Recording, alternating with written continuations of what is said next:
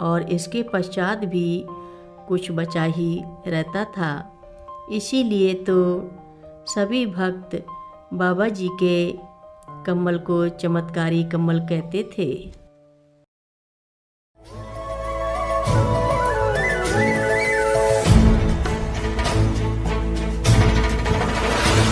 सिर मुकुट कुंडल तिलक चारु उदार अंग विभूषणम्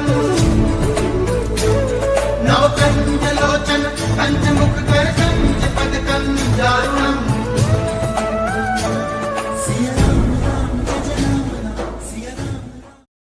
महाराज जी के आज के विशेषांक में रक्षा सूत्र परिवार के सभी सदस्यों का हार्दिक स्वागत है। मैं एक बार अपने एक संबंधी के साथ काशी गया था। वह सासाराम के रहने वाले थे। मेरी पद स्थापना उस समय पटना में थी। काशी से हमें पहले सासाराम ही लौटना था।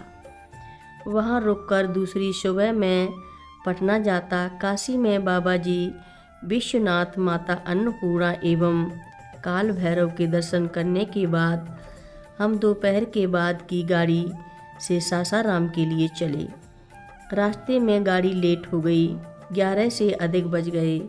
हम लोग आपस में बातें कर रहे थे कि हमें आज भूखे पेट ही सोना पड़ेगा। माना जाता है कि देवी अन्नपूर्णा के दर्शन के पश्चात कोई भूखा नहीं सोता, लेकिन आज तो 2-2 आदमी भूखे सोएंगे। सासाराम संबंधी के घर पहुंचने पर रात्रि के 12 बज गए थे। घर के सभी लोग सो गए थे। कई बार दरवाजे की घंटी बजाने पर किसी ने दरवाज़ा नहीं खोला। यह संबंधी की पत्नी ही थी। हम लोग नहीं चाहते थे कि और सोए लोग भी जग जाएं, अतः सीधे शयन कक्ष में आराम करने पहुँचे। उनकी पत्नी दरवाजे पर आकर बोली, बिना खाए ही सो जाओगे क्या? इस रात को आपको खाना बनाने को थोड़े नहीं कहेंगे। मैंने ही कहा, हम तो कहकर भी नहीं गए थे कि आज ही लौटना है। यह तो है, पर आज घर में खिचड़ी बनी थी, कुछ अधिक ही बन गई। सभी के खाने के बाद भी आप दोनों के खाने भर को बची हुई है। आप लोगों को भूखे सोने की आवश्यकता नहीं है। हम दोनों भोजन गृह की तरफ हाथ मुंह धोकर बढ़े। मैं मन ही मन पश्चाताप कर रहा था कि मैं व्यर्थ ही सोच रहा था कि माता अन्नपूर्णा के दर्शन के बाद भी हमें भूखे ही सोना पड़ेगा और घटनाएं किंवदंतियां हो सकती हैं, किंतु यह तो मेरे साथ घटी घटना है। अतः करुणामयी माता अन्नपूर्णा की करुणा पर मैं कैसे प्रश्न चिन्ह लगा सकता हूँ।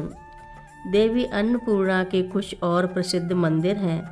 उत्तर प्रदेश के प्रसिद्ध कन्नौज नगर से कोई 7-8 किलोमीटर की दूरी पर पुराना तिरवा नामक कस्बे में देवी अन्नपूर्णा का एक विशाल मंदिर है।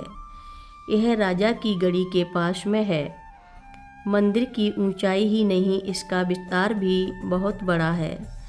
प्रतिदिन दर्शकों की भीड़ लगी रहती है, क्योंकि इसे मनोकामना पूर्ति का स्थान माना जाता है। लोगों का कहना है कि यहाँ जो मांगे माता देकर रहती है।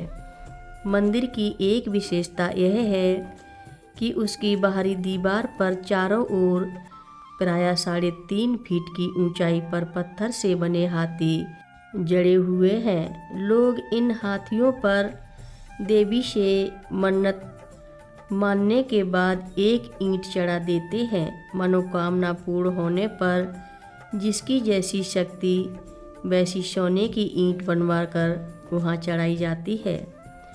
सोने की ईंट के आकार का कोई महत्व नहीं है। यह छोटी भी हो सकती है, बड़ी भी। मंदिर परिसर में एक बहुत बड़ा तालाब भी है, जिसकी गहराई का कोई अनुमान नहीं लगा सकता। इस सरोवर में भी देवी देवताओं के मंदिर बने हुए हैं। ऊपर भी माता अन्नपूर्णा के मंदिर के आसपास कई मंदिर निर्मित हैं।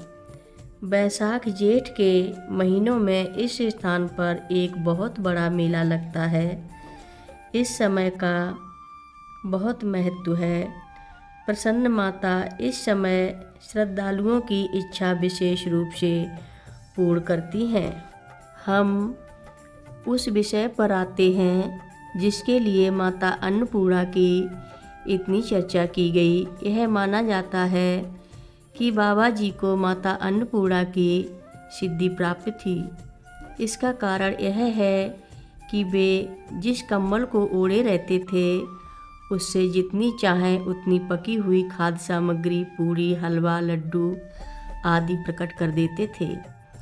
कितने लोगों का भोजन हो जाता था। अगर कोई भंडारा कैंची धाम में आयोजित हुआ और मात्र 150 लोगों के लिए खाना बना और खाने वाले 1000 की संख्या में आ गए तो बाबा जी भंडारे में वृद्धि कर देते थे और उसी खाने से सभी आगंतुक पेट भर लेते थे और इसके पश्चात भी कुछ बचा ही रहता था।